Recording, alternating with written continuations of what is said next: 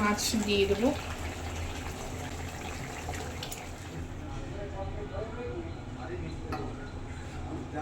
নমস্কার বন্ধুরা, কুলদীপ কিচেনে আরেকটি নতুন পর্বে আপনাদের সবাইকে অনেক অনেক স্বাগত। আমার প্রিয় বন্ধুরা, আপনারা সবাই কেমন আছেন? আশা করি খুব ভালো আছেন।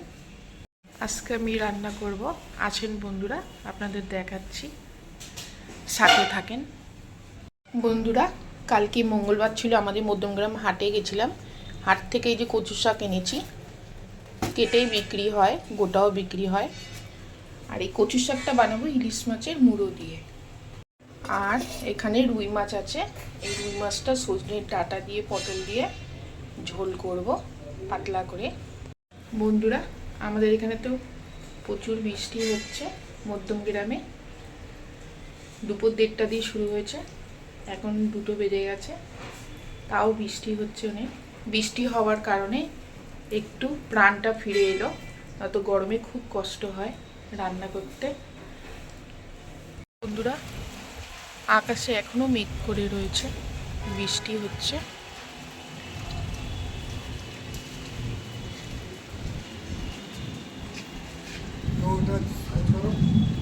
এখনো মেঘ ডাকছে,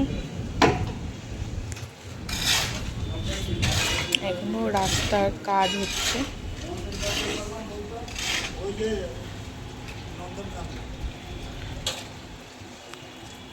এক্ষুনি বৃষ্টি হচ্ছিল, আবার এক্ষুনি রোদ্দুর বেরিয়েছে। এইটুখানি কচু শাক বন্ধুরা 20 টাকা। এগুলো এখন সব ধুয়ে জল ঝরাতে একটু রাখবো। আর এককালীন তো যখন আমরা ছোট ছিলাম, মাঠ থেকে কচু শাক তুলে নিতাম, তারপরে বিক্রি হতো। আজ থেকে 10-12 বছর আগে 5 টাকা করে এক একটা বড় কচুর শাক। আর এখন কচুর শাক কত দাম, তাও পাওয়া যায় না। কচুর শাকগুলো এখন সেদ্ধ করতে দিয়ে দেবো।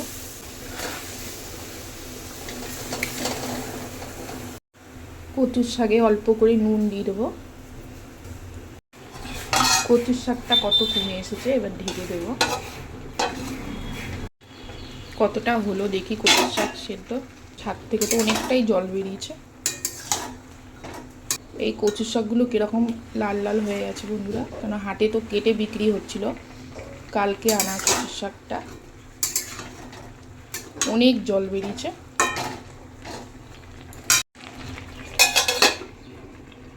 কচুর শাক জল ঝরাতে রেখেছি, আর এইদিকে তেল গরম হয়ে গেছে, এখন মাছটা ভেজে নেব।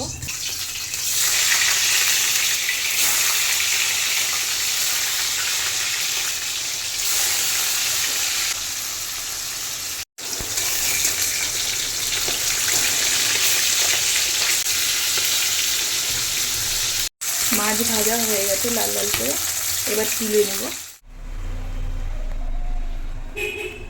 এখন এই মাছ ভাজার তেলেই ইলিশ মাছের মাথাটা ভেজে নেব। সেই মুড়োটা রেখে দিয়েছিলাম ফ্রিজে, যে কচু শাক দিয়ে বানিয়ে খাবো।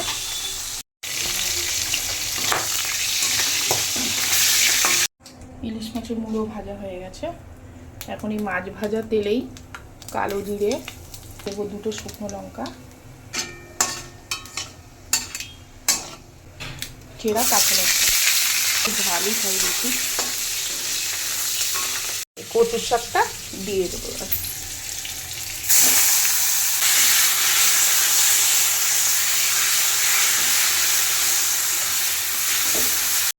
কচুর শাক থেকে তো অনেক জল বেরিয়েছিল, এখনো জল বেরোচ্ছে।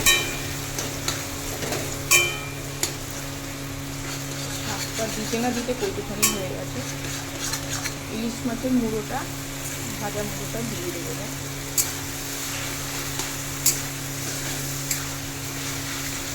শাকে আর নুন দেবো না, কেননা নুন তখন দিয়েছিলাম সেদ্ধ করার সময়। এখন অল্প করে একটু হলুদ দিয়ে দেবো।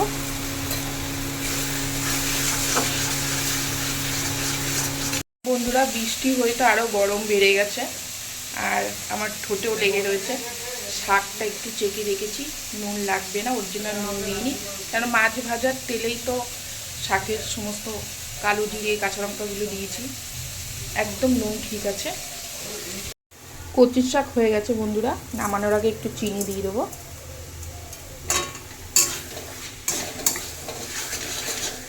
শাক হয়ে গেছে, এখন নামিয়ে নেব।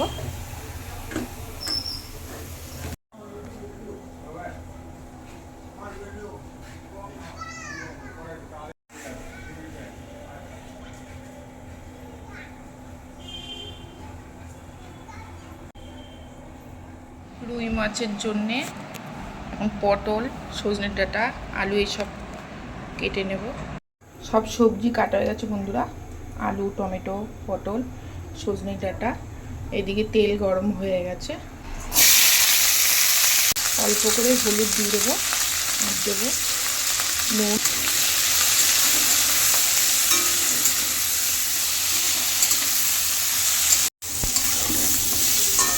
ভাজা হয়ে গেছে সজনে ডাঁটা, অল্প করে হালকা করে ভেজেছি, বা সব তুলে নেব। ডাঁটা ভাজা হয়ে গেছে, কড়াইতে তেল আছে, আর একটু তেল দিয়ে দেবো। এখন পটলগুলো একটু ভেজে নেব, অল্প করে একটু হলুদ দিয়ে দেবো, আর একটু নুন।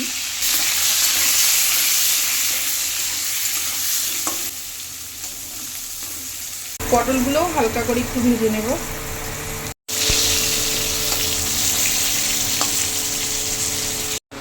এই তেলেই অল্প করে আলুটা ভেজে নেব। সামান্য একটু হলুদ।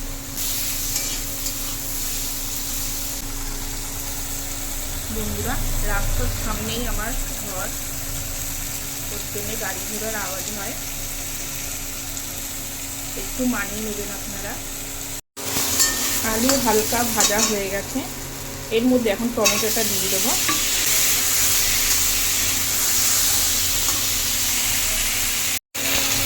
ভেজে রাখা পটল আর সজনে ডাঁটা, যেটা হালকা করে ভেজে রেখেছি, এটাও দিয়ে দেবো।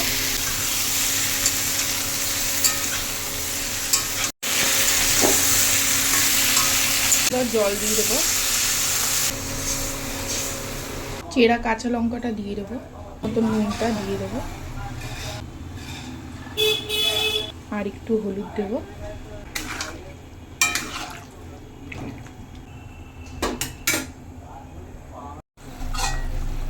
ঢেকে দেবো এখন।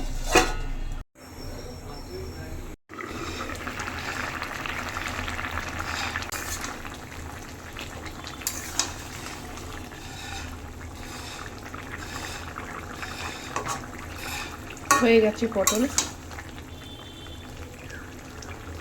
ডাঁটাও হয়ে গেছে, আলু সেদ্ধ হয়ে গেছে। মাছ দিয়ে দেবো।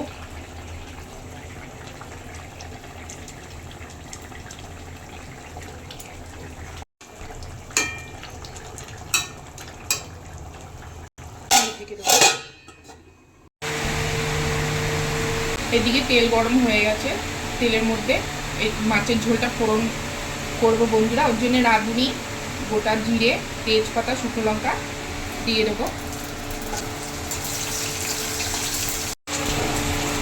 এর মধ্যে ঢেলে দেবো।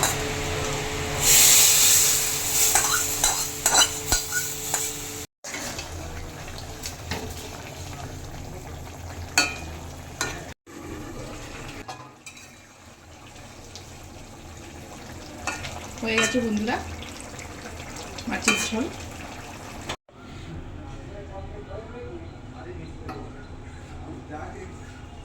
বন্ধুরা, আমার ভিডিও আপনাদের ভালো লাগলে দয়া করে সাবস্ক্রাইব করবেন, লাইক করবেন, কমেন্ট করবেন, আমার পাশে থাকবেন। আর এতক্ষণ সাথে থাকার জন্যে আপনাদের সবাইকে অনেক অনেক ধন্যবাদ।